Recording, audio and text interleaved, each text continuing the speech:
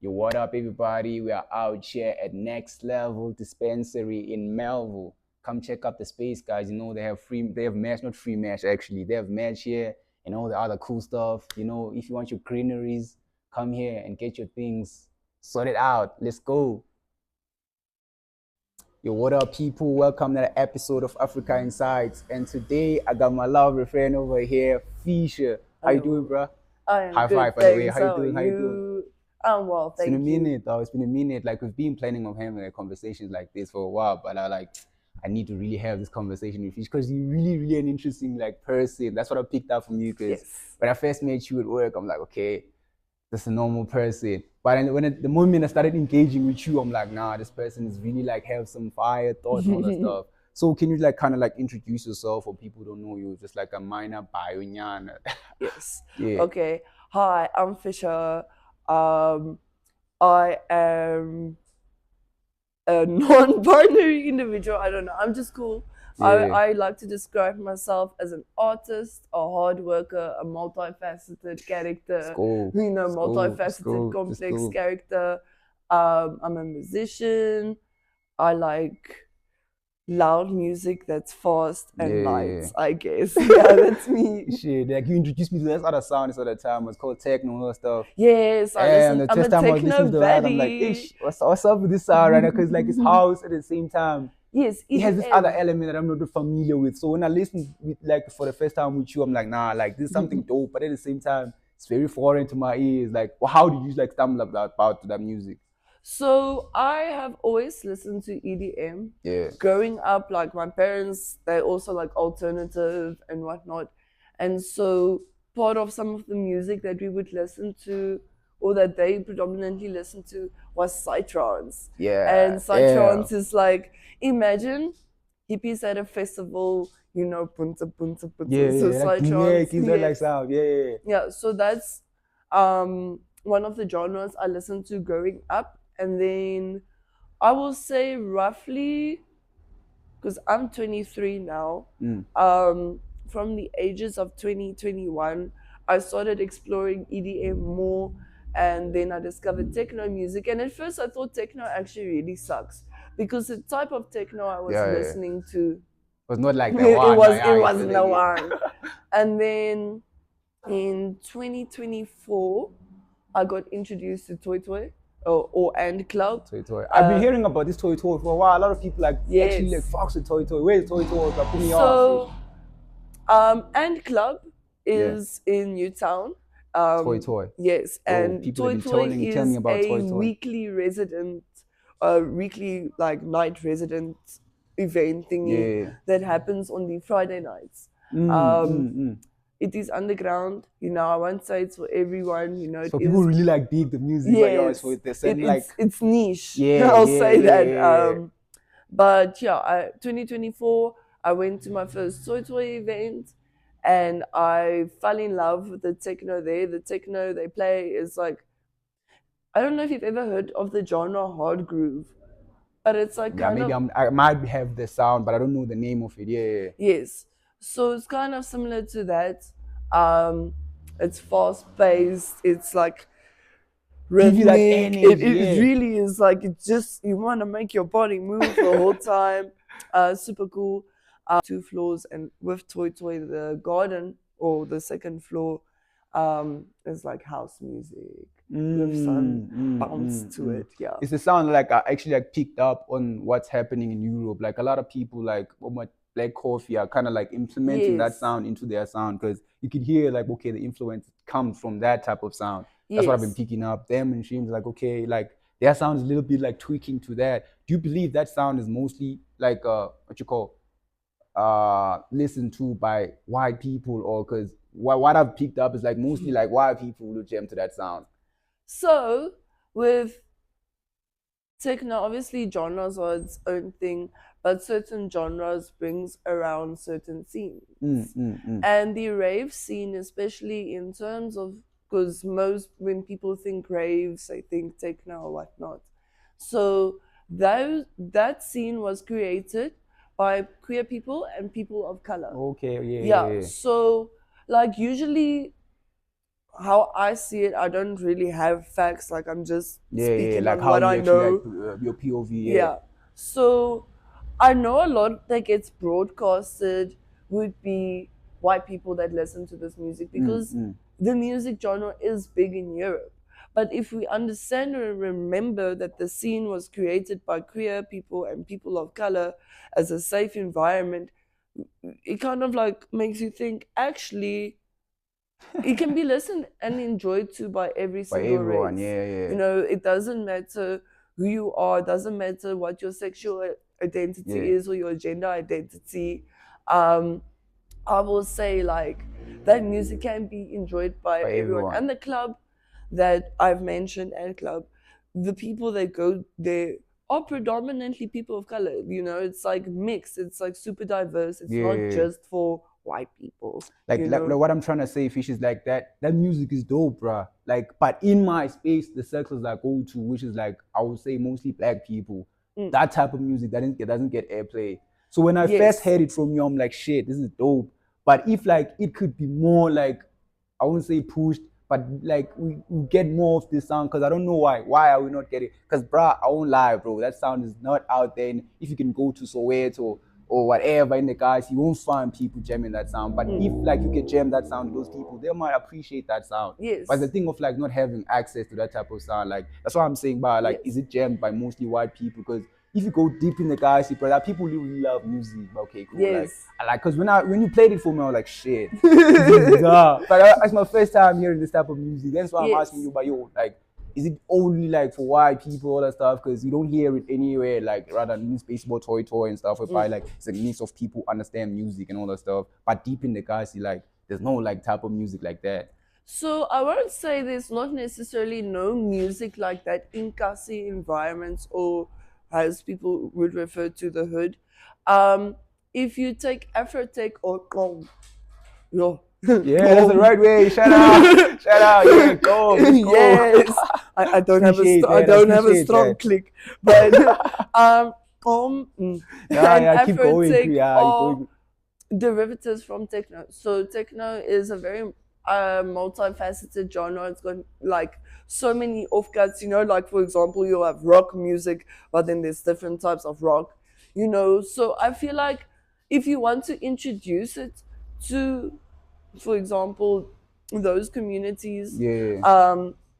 the easiest way that will catch their attention and resonate with them would be to play, for example, or Oh yeah, yeah, yeah. Try like Afrotech. sink it too. Yeah. Yes. So you can, you know, introduce it like that, or you could just go straight up techno.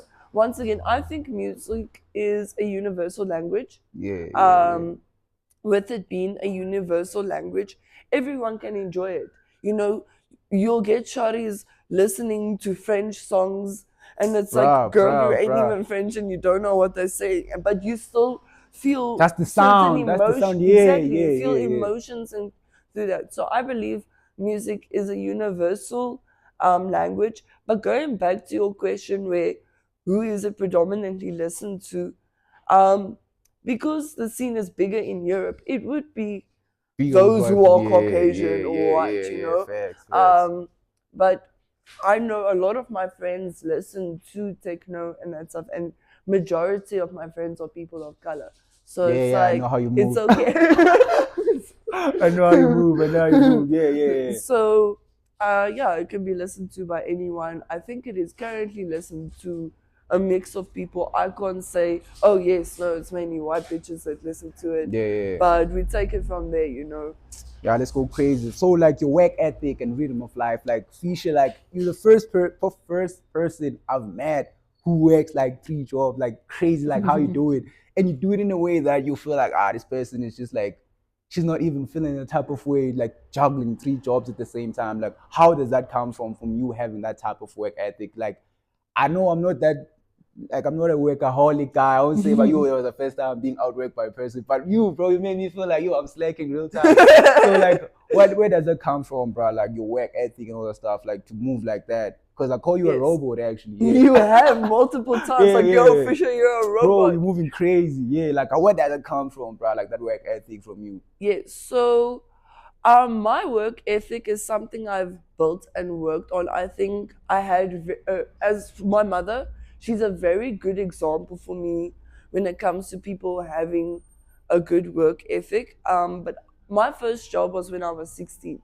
You know, I started working when I was in school already. And Mm. because I've been working for so many years, um, and like just focusing on like trying to feed myself, I think that's where I built a good work ethic, you know. Also, I have courtesy for other people. I try and be respectful to those that employ me. I'm very thankful that, Yeah, hey, I have yeah, a job. yeah. Yay. So for me, it's more of a thing of, am I doing my job right? Am I performing to the best of my ability? And um, am I happy with the work I'm What you doing? delivering? Yeah, yeah, yeah. Because for myself, I have pretty high standards. Since you've seen how I work, you see that I have high standards Yeah, for yeah, when I yeah. work. For what you And do, not yeah. just in the quality of the product, but in the speed and the cleanliness applied when creating a certain product, Facts, facts, especially if facts. it's something in like the hospitality industry. Um, so I guess for me, working at a young from a young age Mm. and having a good example of this is what a good work Yeah, ethic yeah. is You've been supposed like to look like. exposed to that space like since it, yeah. Yes. And also I think I like to have money. I like nice things. I like food. I Yeah, double love up on that food. I payment. love having electricity in my house. So I'm not trying to lose my job, you know, Facts, to facts. say Nah. the least. So like how do you stop yourself from burning out? Like for example, like your calendar is hectic at that time. You have to go like to span this weekend, maybe like I back have to to back. wash clothes. I have Bruh. to do So how do dishes. you manage that, like the burning? Because I always ask, but like Fisher, you go there for a day off, but you're not on a day off. I'm You're actually actually working. operating on a day off. That time I'm feeling like, yo, this day off is so fucking little. Like I didn't enjoy the day off, but you were outside working at your day off. Like, how do you stop yourself from burning out from that? Yeah, so I currently have three jobs. Um, I'm a sound and lighting technician at End. That's I dope, bro. Like when you told me yes, about it, I'm like, yeah. I do casual bar jobs. So bars that I've worked for in the past, I just come in and assist.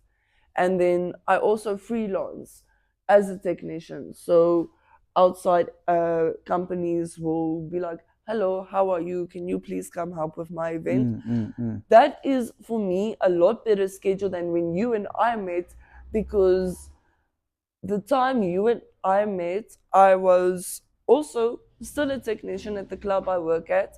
Then I was the bartender at a street bar named Desire.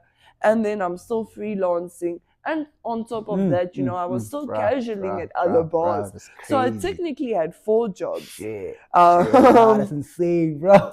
so I think for me, since leaving a street bar, that definitely created a lot of free time.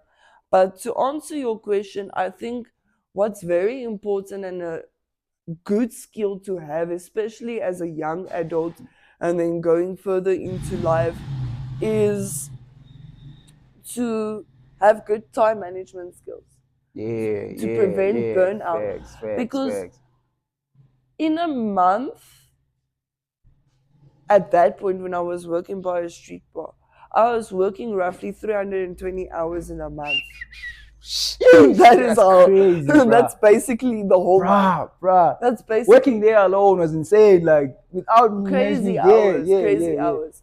So it's very important to have time management skills, because it's not just, okay, I'm sleeping and eating. It's having time to do household chores, having time to run errands, having time to do some form of maintenance, and me time, you know, taking care of your own personal needs, switching your brain off, which is not doom Yeah, scrolling. yeah, yeah, It's yeah. the little things like dressing nice, putting on makeup, and stuff like that.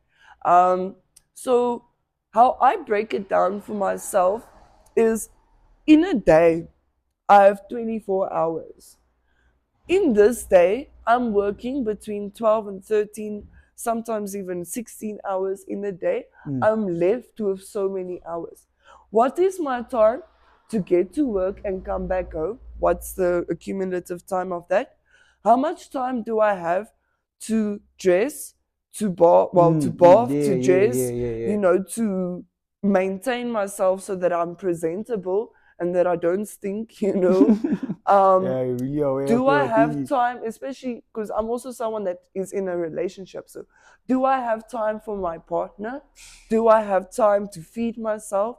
Do I have time to wash dishes, wash clothes, you know, go to the shops, if need be, go to the doctors? You know, it's sometimes it's very challenging, you know, especially as someone that works almost 7 days a week, if not 7 days a week.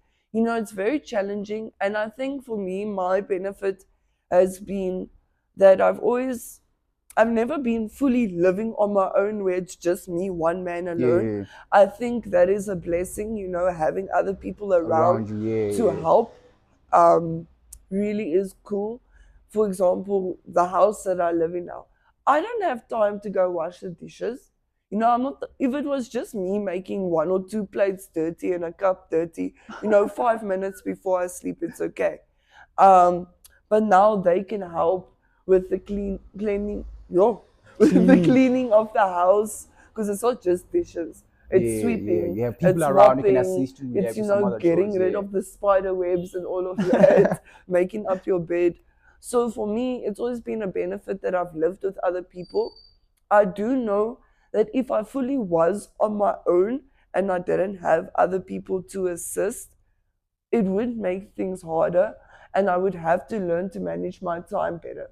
Because also, if you look at the 24 hours of the day, I'm working, let's say on average, I'm working 12 hours in this day.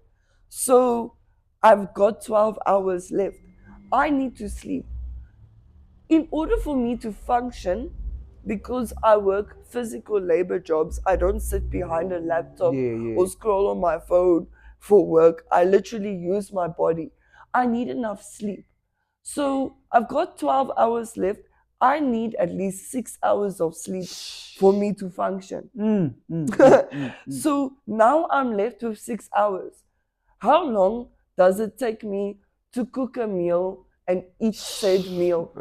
Let's say, because simple meals, you know, in total to cook, eat 2 hours, 2.5 hours. Now I'm left with what? 4 or 3.5 hours. Out of those 4 to 3.5 I need to shower, I need to get dressed, I need to brush my teeth. Let's take off 45 minutes. How long does it take me to get to work? Thankfully, because I'm from PTA, but I moved to Joburg to cut my traveling time. So now it's like roughly 30 minutes to get to work and back, 30 minutes to 45 minutes, depending on traffic and where I'm at. And then how much time is actually left to look after my own needs? I don't doom scroll. I don't doom scroll. My screen time is scary. When I look at my, like, obviously I'm an Android baddie, so like keep it a stack. Yeah. So my phone does this weekly report and it says your total screen time for this week is 2 hours and something minutes. I'm like, damn, I'm really not on my phone, guys. Oops, my bad. Sorry, I didn't respond to your message because I don't have time. And on top of that, I need to feed my cat. I need to go visit my girlfriend, you know. You don't miss your girlfriend. I know with you. You don't make sure, but you gotta visit her. Don't play with her. Appreciate that. So, Fisher, can we move on to this other question? Like, what's the most that you think people get wrong about the hustle culture? Hustle culture. Yeah, like what you feel like they get wrong about it. So, when it comes to hustle culture, and what I think people get wrong about it is it's last minute plans, quick fix moments, not doing something that can sustain.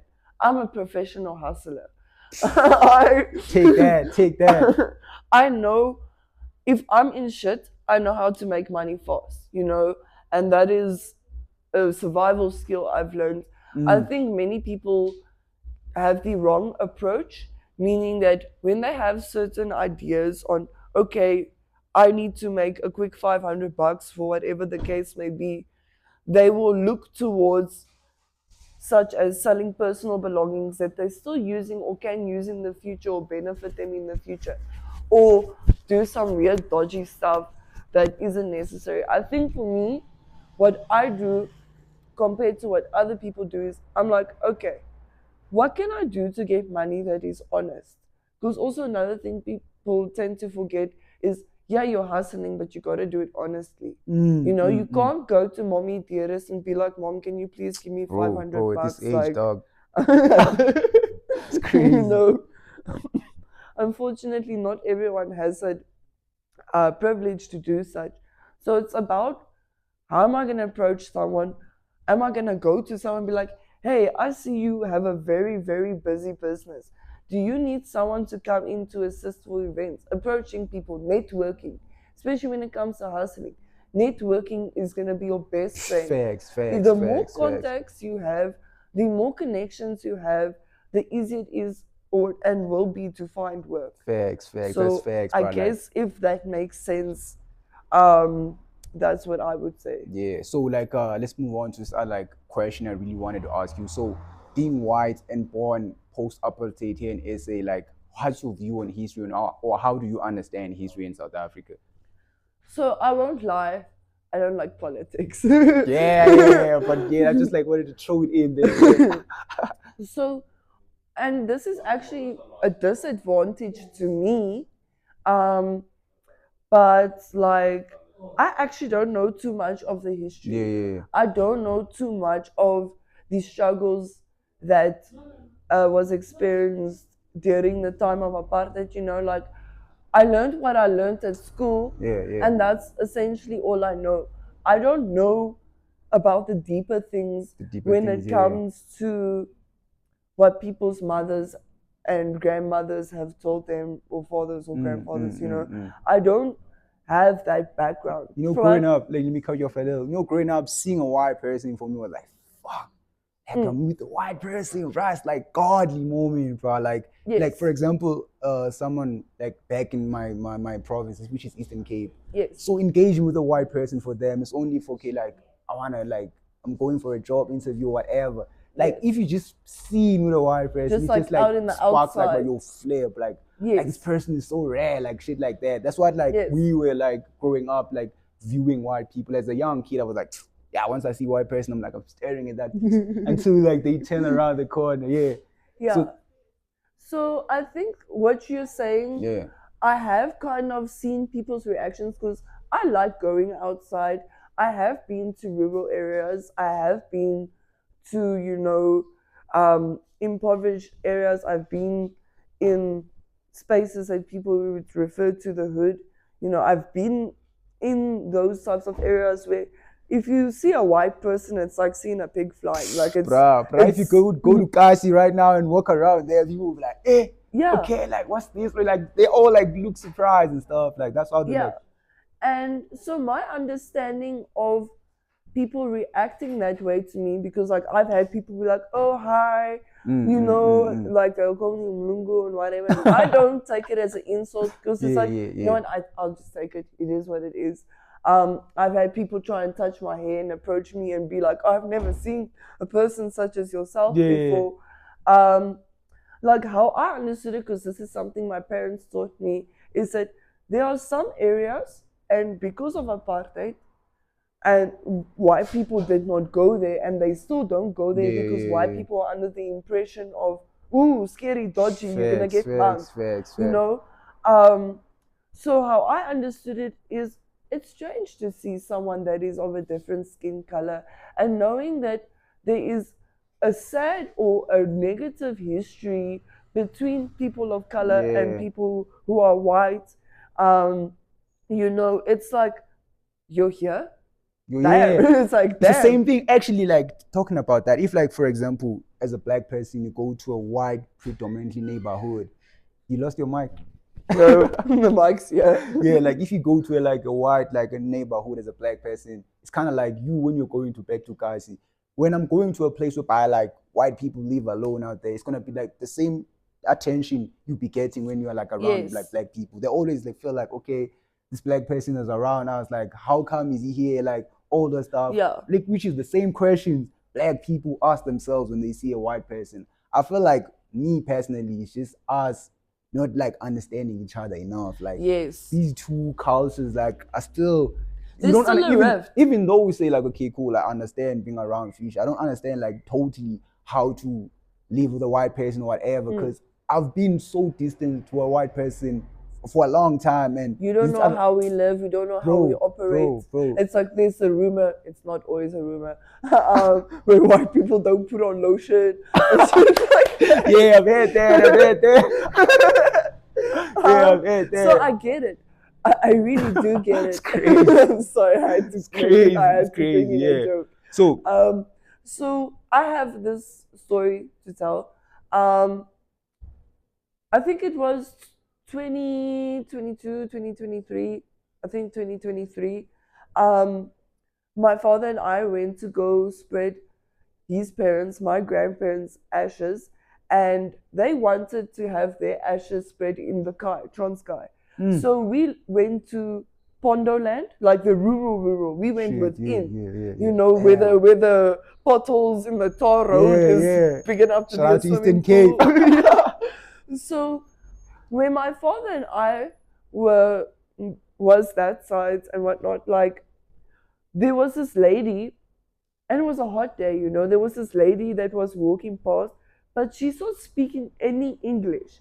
And I think it's because I know that is a very, you know, rural, traditional area, very traditional. I think it's so beautiful seeing the ladies sitting outside with like the orange on their faces in their traditional attire. I think that's so beautiful. That's dope, for real. Seeing stuff like that, you know. And so I think like I was thinking this woman doesn't know how to speak English. And I'm trying to understand what she's saying, but she's motioning. And what's cool is humans understand motions and gestures. Yeah, that's dope. Like what about you can just speak with like oh, she's thirsty. And I looked up, I've got a can of Sprite and I've got a can of Fanta. I'm like, which one? You know, options. And so with that being said, it's like that was pretty cool to experience that as someone that's never really seen it before, but always understood I could be something completely different from what people are used to seeing. It's like I would never have thought that you, a white person, would come into the village. Essentially. Yeah, it's crazy. That's like unheard of. Like and with white people, and this is with the white people I've been around, because the people I've lived with and been surrounded by are all people that have been through a period of struggle as well.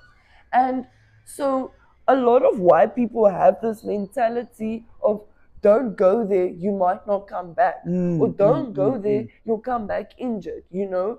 And for me, it's like, okay, yes, be street smart. I do understand that there is going to be a possibility of crime against me because, hello, history, the negative connotations of the effects of apartheid that it has had on people of color, and also what are whites doing in South Africa? We colonized. Boo, Jan van Riebeeck, you know. Fuck that, so I always do keep that in the back of my mind, especially like for me, I don't go to Soweto, for example, but I go to Davidson quite often, in Benoni side, not the Davidson in Soweto side, the one in Benoni. And so I do always keep in mind, or at the back of my mind, that for me, it is kind of dangerous to be in this area. But if I just try and be respectful, keep a low profile, and don't step on anybody's toes, I hope and pray I make it out alive. And because I've been frequenting Davidson a lot recently, it's like now the community is starting to see, okay, this person's not a threat. This person will come out in their pajamas to go buy cigarettes by the corner shop and then go back to where they come from, you know. And I try, because there's a lot of petty people in the area as well, I try to be respectful, like, yeah, I'm English, I don't fully understand vernac and that stuff, but like I'll greet them in their language. I'll be like, Ashe, guy, you know. Because that's what I like about you, like, sorry to cut you off, that's what I like about you, but you actually like, you actually say to us, but yo, can you speak me in vernac so that I'll start to catch the word? Yeah, so I can just start learning, because I like how my brain works. Yeah, you I'm very catch good. fast too, bro. Yes, Like, I'm a very quick learner, yeah. and when it comes to languages, um, it's easy for me to learn them. So if someone talks to me in a certain language more, my brain can click, okay, this word means this and that, and in different sentences, it can mean different things, context. So I'll try and be respectful and try and learn another person's language because I feel like, especially as a white South African whose parents are Afrikaans, who has an Afrikaans surname legally, you know, Afrikaans was a language that was almost forced for you guys to learn. Like, you Bruh. must learn how to speak this, especially if you went into a cap school and whatnot. And there were lots of students that struggled to learn the language. Or if you look at like the older generations, your grannies and aunties and Yeah, mother yeah, knows how yeah, to yeah. speak the language because the people that they were cleaning houses for only spoke that language type vibe. Or like, obviously, I know Afrikaans can be spoken by everyone and is spoken by many communities.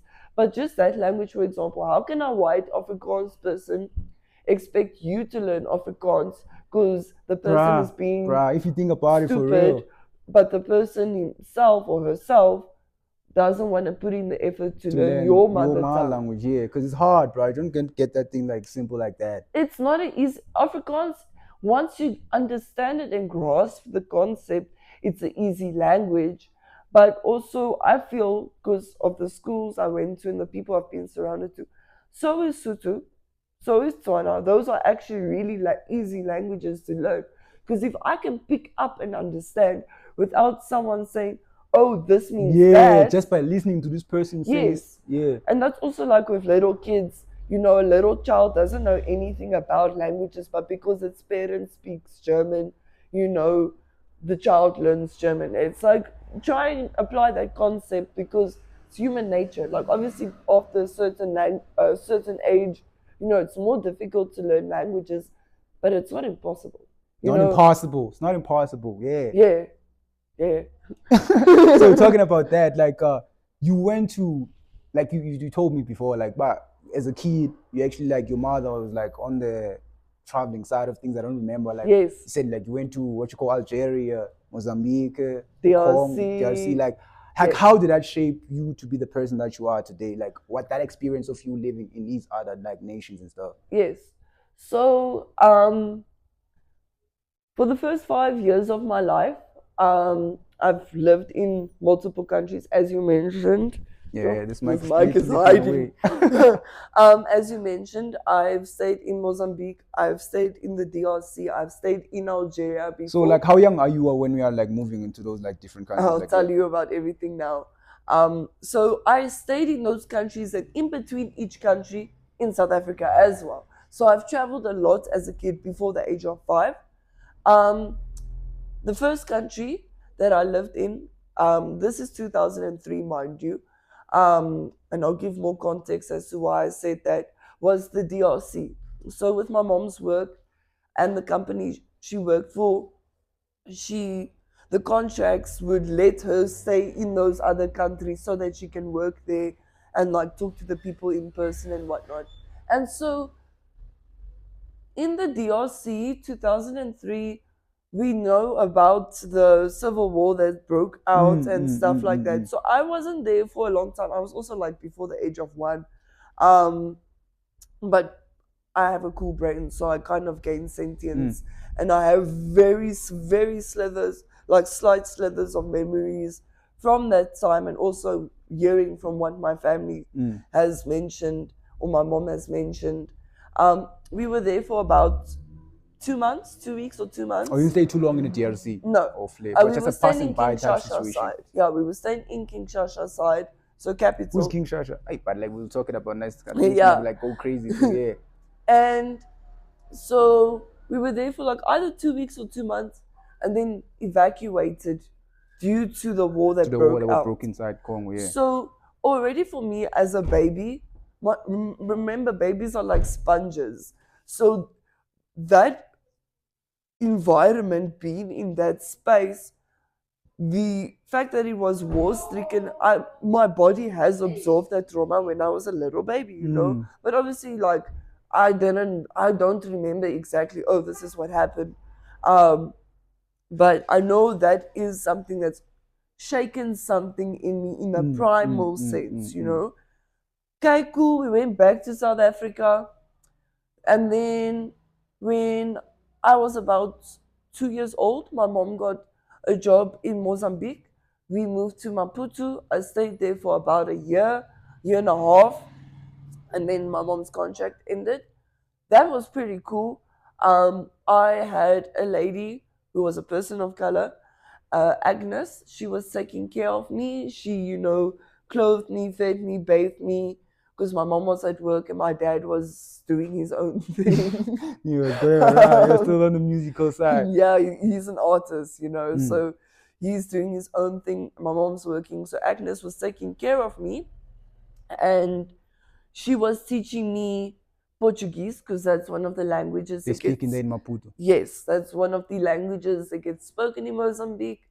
And so my parents actually got to a point where now they started talking more and I remember this. They would talk more frequently to me in English and Afrikaans because I can't understand what I'm saying. You were catching the language more than them. I was catching, because also it's at those ages that babies start learning how to talk. Yeah, facts. So if you're around a certain person who speaks this type of you obviously. Yes. So at some point I was basically only speaking Portuguese. God damn. And my parents forgot all of that now. You can't even speak because I'm too old now. Like I can speak a few things or say a few phrases. Yeah. Because it's stuck with me. I haven't lost it. You still knew the Portuguese way. Yeah, it's like bon dia. Yeah, that's cool. Flossing like a Portuguese way at the end of the sentence. Oh, you want me? Yeah, I just greeted you. Good day. How are you? Bon dia. ¿Cómo está? Yes, sir. Yeah. Let's go. So, like, obviously, they couldn't understand what I was saying. And it was also like nearing the time of my mom's contract ending. So they're like, let's go back to South Africa and teach this kid some English. Because what's going on? We're losing our kid right now. So I think when I was staying in Mozambique, obviously I don't necessarily remember the outside because I'm a baby. What am I doing outside? But being inside, being raised by a lady who's a person of color, like that also shapes in the way how I'm like, okay, this is how someone cares for a child type vibe, And then back to South Africa, my mom got a contract in Algeria. We moved to Algeria, and this is where I was sentient, so I have a lot of memories from this country. Moved to Algeria. We stayed in Algiers. How old are you when you're going to Algeria? 4. 4, yeah. Yeah, we stayed in Algiers, and that was an interesting experience. So we stayed like in the city, very different from South Africa. Like you see how our highways are 4 lanes usually. The streets, not the highway, the streets are 6 lanes. Jeez. The circles are huge. They are very anti-crime to the point where, like, at that point, they were still cutting people's heads off for theft and whatnot. I don't know if the death penalty was still there. It was also, South Africa is nice. We don't have a lot of natural disasters and shit like that. They had earthquakes. And it's in the desert, it's a whole different world. It's very busy. It's like super populated. It's not like when you go to Marabastad and you see how populated it is there.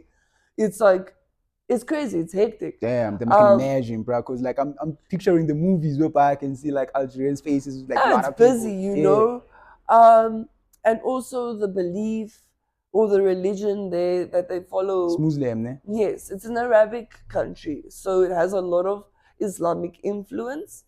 But so when I was staying there, obviously my mom was working, my dad, so he was doing his own thing as well, but we had a driver. My dad did raise me during that time, but like we weren't always at home. Like my dad likes being outside, and so I would go outside with him, and that's where I experienced a lot. And we had a driver. His name was, I hope he's alive. His name is Tufik. He's from Algeria, yes. And like he would take us to places, and see things. And obviously I saw things as a kid. I think a few of the memories that has been ingrained and burned in my head was like seeing a guy on the street corner without a hand and with a pointed hook for another hand. Mm. And I turned to my dad and I'm like, what? What happened? Where's his hands? And my dad's like, that's what happens when you steal, my child.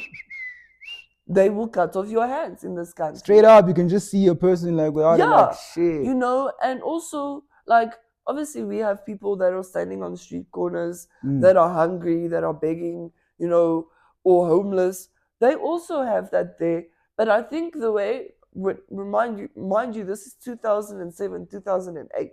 So a long time ago. Obviously, I'm sure things have changed. I don't know what it's like today. I think I am curious to know what it is like. But, you know, how they approach it, they wouldn't come and be like, hello, my brother, can I please have R2? They'll just look at you with those eyes. And then it's like, damn, I don't have R2 for you. Yeah, same time. You know? So, and also, there was bombing, like terrorist attacks and shit like that happening. So, and North of Africa is hectic, bro. Living here in yeah, I think living in South Africa is such a privilege. Yeah. Yes, it sucks. Yeah, to us, but to other people come here, it's like, fuck, like this is amazing. And also, like, take away the politics side, because I think a lot of the hardships in this country is influenced by politics and corruption and xenophobia and crap like that. Obviously now also take away poor living situations such as not being able to get a job and feed yourself. I think this country is very beautiful. One of the best, like for me, even though I went out. Like, y'all ever just watch fucking National Geographic? Bro. This country is beautiful. The people here are talented. You know, we've got a great sense of humor. Even the style is crazy. Yeah, we've got a very beautiful country. Yes, all the negative man-made problems are still prevalent, but I feel like this is a third world, first world country. Maybe second world, first world. There's like, it's so funny. You can be driving in Josie, you'll drive past the slums, 20 minutes later, you're in Sandton, you know, Randburg, the like, concrete jungle. Just buying around the cars, then you're in the suburbs. Yeah, like, it's crazy. I feel like it is really sad that this country is broken apart like that. And I do have a feeling that apartheid has an influence on that. I do believe there is that aspect, like from the repercussions that apartheid has had. But yeah, it's like mostly like that because they were like the segregation thing. Yes. Yeah. It's like, for example, where I'm staying now, I'm very close to Sophia Town and Brigsby and that stuff. And so, like, when I see that compared to Melville, you're also like 10 minutes apart. It's two different worlds. Yeah, when you check it's two different worlds. Yeah. So, in other countries where I was staying, you know, it was more of a, this is how it is. This is just how we live in here. Yeah. From what I could see, I'm sure it was also the same there where it's split. But in SA, how I witnessed it and growing up in SA and in different areas in SA, it's like, why are we fighting, guys? So I want to add on the question there, Fish. Like, do you like ever get like some people, for example, like I always believe that there are people who like whoever is, whether it's black or white, you stay like in the Sentins, whatever, the north, like those places like the estates and stuff, like you don't get around those places whereby like you're vying around the hill, bro, all that stuff. So like for example, I believe those people don't understand like what's going on outside, like the destruction, how people are like suffering. So for you, is it like classism that you're referencing to? Yeah, no, it's not classism. It's like you being in a space whereby like for a long time and then you don't understand like how it is like really outside. Because some people don't even shop in Joburg. There are like complexes and malls like in their own spaces, so they don't actually get exposed to that type of lifestyle. But like in South Africa, actually, it's not all nice. There's the other places. So for you, like, did you ever like have that time whereby you feel like shit? I didn't know about there are people like this here, like living like in a type of whereby like it was a first time shock, but flip, like it really gets hard like this. Like, do you ever get that experience whereby like, oh, you felt like you're seeing a different South Africa? Yes, kind of. So thankfully, when I was a young child, I had a lot of privilege. There was a lot of privilege until like my parents' work situation panned out the way how it did, and I had to start walking into struggle, you know. And I think the first time I had to go buy groceries from a bodega Shit. was on my own, was like maybe a few years ago, but with my parents or with my dad, because he's the one that raised me mainly, was I think I was like 12. So from that age moving forward, falling deeper and deeper, and especially now recently, deeper into periods of struggle, it's like, I wish I had nice life problems again. So there has been moments where it's like, I didn't know it gets this bad. I didn't know that it gets so bad that you've got a friend that you care about so much that's stealing a 6 rand roll of toilet paper from the bodega, Bro, that how type it vibe. gets, bro. So I think the age I was at where I first noticed and seen things like that broke my brain was around the ages of 12. Yeah, whereby you're like, oh shit, yeah. Yeah, because children and people whose parents love them and give them everything and create spoiled brats, or maybe not even spoiled brats, but just, take care of their kids and give life for them. Like, you're going to a good school, you're going to a good university, you will get your first car from me, I'll help you where you need help. It's perfect. I can take my cousins, for example. My cousins, from my perspective, I was never close to them, but their parents always did the best for them, did the most for them. They went to schools in private schools in Stellenbosch. They studying in, I think, Stellies University. They're in good hands. They've been taken care of. They don't, if they were to see the struggle that my sister and I growing up had to go through, they don't know what it's like to go hungry at night. I do.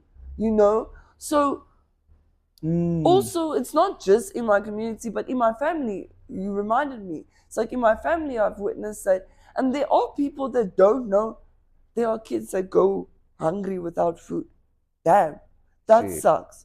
So I think for me, it's a humbling experience, as someone that has had a lot of privilege and then that privilege being taken away.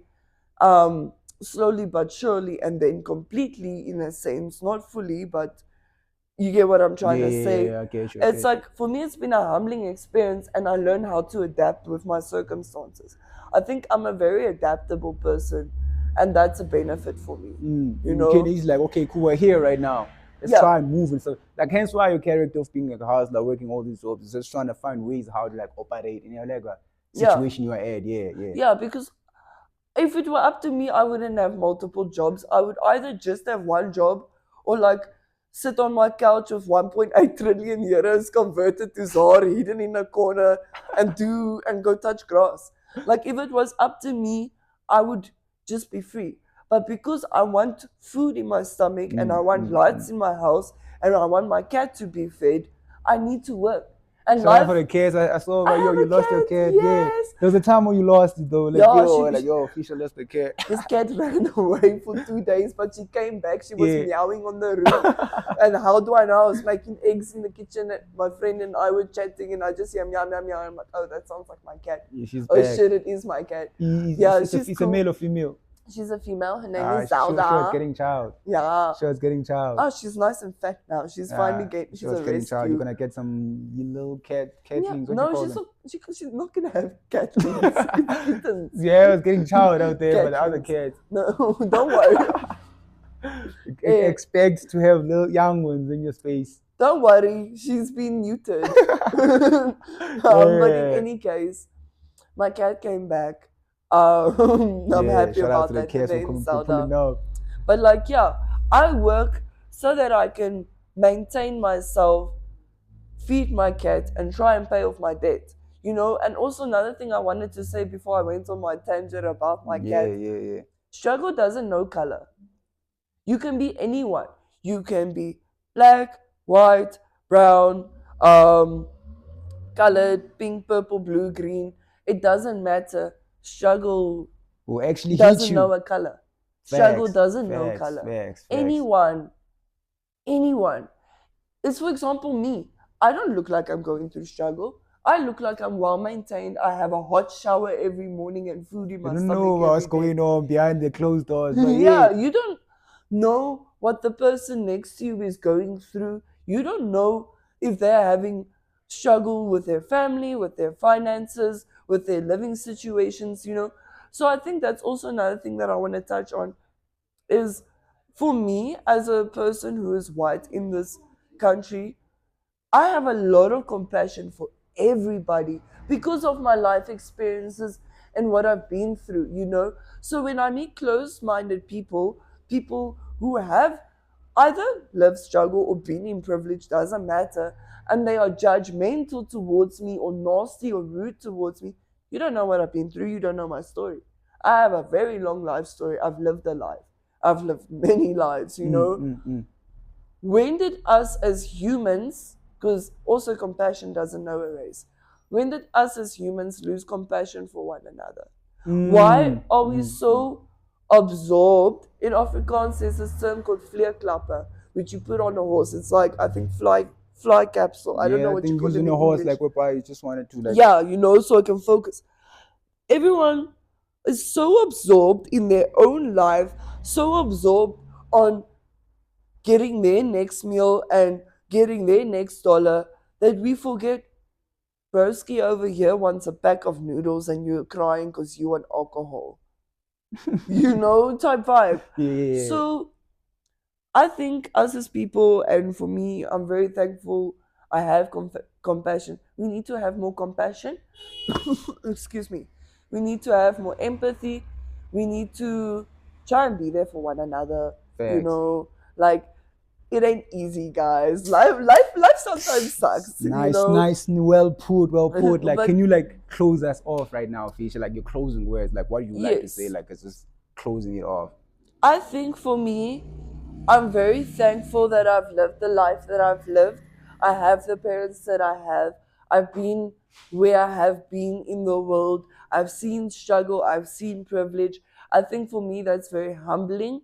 I also think that I'm very thankful that I have the perspective on the world that I have.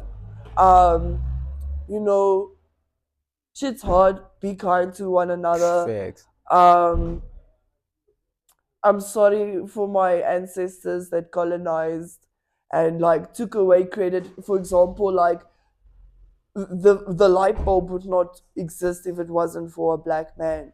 The Facts, first facts. heart operation that was done by a white South African would not have happened. The influenza shots would not have happened if it wasn't for people of color. I think people need to stop viewing color. I think people need to try and stop being racist. You can't wipe away history. You You can't, can't bro. wipe away trauma that's been caused by people who thought they were better than others and they tried to impose certain ideas and beliefs. Yes, it's brought us to where we are today, but at the end of the day, my blood is red, your blood is red, I hope. Yeah, you I'm praying that is red know, too. Can't be green. Let's go. we have a heart that beats. We have eyes. Some of our eyes work, some of our eyes don't work. You know, just just be lacquer. Don't be a Bro. twist, be lacquer. I Shout out, guess shout that's what I out, can shout out, say. And shout out. thank you so Yeah, I much for your appreciate it. This is time. like so like informative, Fisher. Like I've gained a lot. Like I know you we have these conversations prior, but like I think like today I got another side from you, like other perspectives I would like to put it. But like I appreciate you pulling up here. And for the people watching this, like I hope you guys learned a lot from this conversation here. Until we meet next time. Adios. Yes. Yeah.